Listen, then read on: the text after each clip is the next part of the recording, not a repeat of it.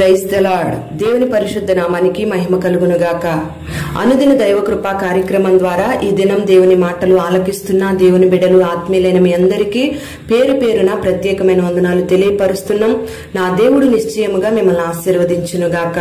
కీర్తనల గ్రంథం 102వ అధ్యాయం మొదటి 2 వాక్యాల్లో, యెహోవా నా ప్రార్థన ఆలకింపుము, నా మొర నీ యొద్దకు చేరనిమ్ము, నా కష్ట దినమున విముఖుడవై ఉండకుము, నాకు చెవియొగ్గుము, నేను మొరలిడు నాడు త్వరపడి నాకు ఉత్తరమిమ్ము అని ఈ వాక్య భాగంలో రాయబడి ఉంది.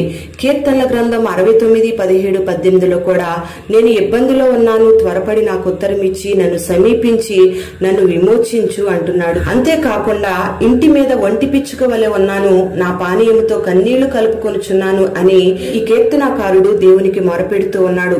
దుఃఖము చేత ప్రాణం సొక్కిన అనుభవంలో ఉన్న వ్యక్తి దేవుని సన్నిధిలో మొరపెడుతూ ఉన్నాడు. మరి దుఃఖం కలిగినప్పుడు మనుషుల దగ్గర ఆదరణ దొరకక ఎన్నో సమస్యల చేత ప్రాణం సమస్యలను అనుభవంలో ఉన్న వ్యక్తి ఈ ప్రార్థన చేస్తూ ఉన్నాడు. మరి తనకు కలిగిన కష్టకాలంలో విముఖుడై ఉండొద్దని మొరపెడుతూ ఉన్నాడు.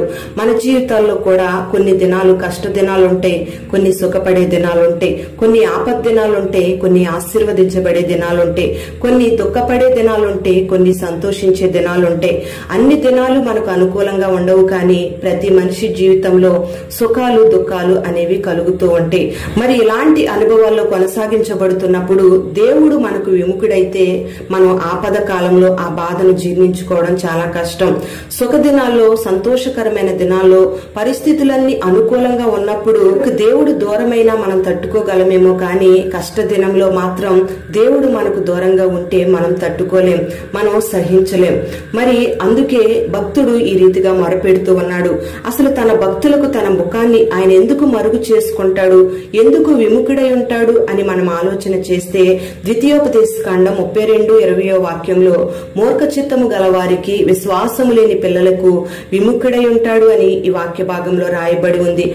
దేవుడు ఎన్నిసార్లు చెప్పినా వినకుండా దేవునికి వ్యతిరేకమైన కార్యాలు చేస్తూ, దేవునికి ఇష్టం లేని ప్రవర్తనను ప్రవర్తిస్తూ, దేవునికి విరోధంగా మాట్లాడుతూ, దేవుని చిత్తం జరిగించకుండా దేవుని బిడలమని చెప్పుకుంటున్న వాళ్లే మూర్ఖులు.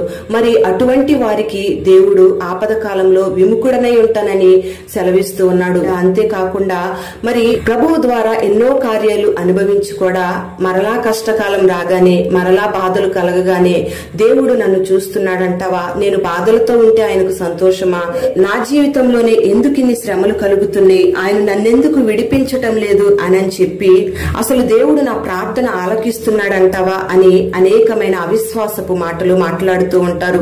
ప్రియ దేవుని బిడ్డలారా, మరి దేవుని మాట వినకుండా, దేవుని యందు విశ్వాసం ఉంచకుండా ఎన్ని కార్యాలను అనుభవించిన కార్యాలను మర్చిపోతూ శ్రమదినం రాగానే అవిశ్వాసపు మాటలు మాట్లాడే వారికి దేవుడు విముఖుడై ఉంటాడట. మరి అందుకే ఈ దినాన ఈ మాటలు వింటున్న నీవు కడు భయభక్తులతో దేవుని యందు విశ్వాసం ఉంచి దేవుని చిత్తాన్ని జరిగించే వ్యక్తిగా ఉండాలి. మరి ఈ భక్తుడు ఈ రీతిగా ఆపద కాలంలో నాకు విముఖుడవై ఉండొద్దు అని మొరపెట్టినప్పుడు దేవుడు వెనువెంటనే సహాయం చేస్తూ వచ్చాడు. కీర్తనల గ్రంథం 102, 13, 17 వాక్యాలను మనం గమనిస్తే, కరుణించి ఆయన దయ చూపిస్తాడని, దిక్కులేని దరిద్రుల ప్రార్థన నిరాకరింపక వారి ప్రార్థన ఆలకిస్తాడని, చెరసాల్లోంచి చచ్చిన అనుభవాల్లోంచి విడిపిస్తాడని ఈ వాక్య భాగంలో రాయబడి ఉంది. ప్రియ దేవుని బిడ్లారా, మరి ఈ భక్తుడు మొరపెట్టినట్లుగా ఈ దినాన నువ్వు మొరపెట్టినట్లయితే ఆయన నిన్ను కరుణించి నీ యందు దయ చూపిస్తాడు.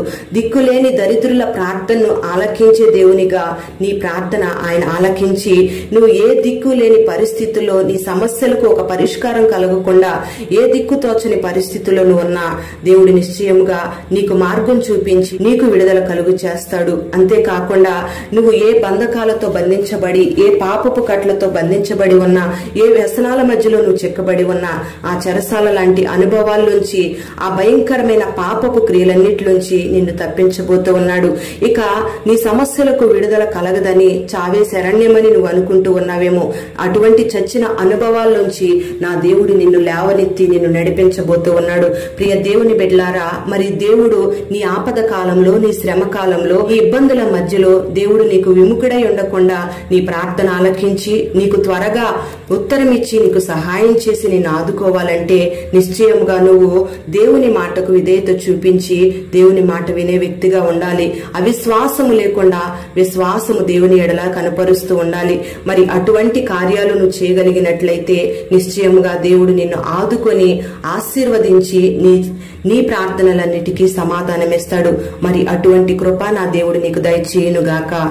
ప్రార్థన. పరిశుద్ధుడైన తండ్రి, ప్రేమ కలిగిన దేవా, నీకు స్తోత్రం చెల్లిస్తున్నాం. ఈ దినం ఈ మాటలు విన్న నీ బిడ్డలందరినీ మీరు ఆశీర్వదించండి. మరి ఈ కీర్తనాకారుడు మొరపెట్టిన రీతిగా ఈ దినాన ఆపద కాలంలో, కష్టకాలంలో ఎంతమంది నీ బిడ్డలుండి నీ సహాయం కొరకు కనిపెట్టి ప్రార్థన చేస్తున్న వారి మొర మీరు ఆలకించండి. వారిలో ఉన్న అవిధేయమైన కార్యాలను మీరు తొలగించండి. బిడ్డల దయతో మీరు క్షమించి మూర్ఖత్వపు అనుభవాల నుంచి విడుదల కలుగు చేసి నీ మాటకు లోబడి నీ చిత్తాన్ని జరిగించే వ్యక్తులుగా మార్చండి. కలుగుచున్న శ్రమల మధ్యలో, కష్టకాలంలో బలమైన విశ్వాసాన్ని కలిగి నీ యందు విశ్వాసం కనుపరిచి నీ ద్వారా మేలులు పొందుకునే అనుభవాన్ని బిడ్డలందరికీ మీరు అనుగ్రహించి ఈ మాటలు వినని బిడ్డలందరినీ దీవించి ఆ భక్తుడు మొరపెట్టినట్లుగా మొరపెట్టే అనుభవాన్ని బిడ్డలకు కలుగు చేసి మహిమ, ఘనత, ప్రభావాలు మీరు పొందుకొనమని యేసు నామములో అడుగుచున్నాము తండ్రి.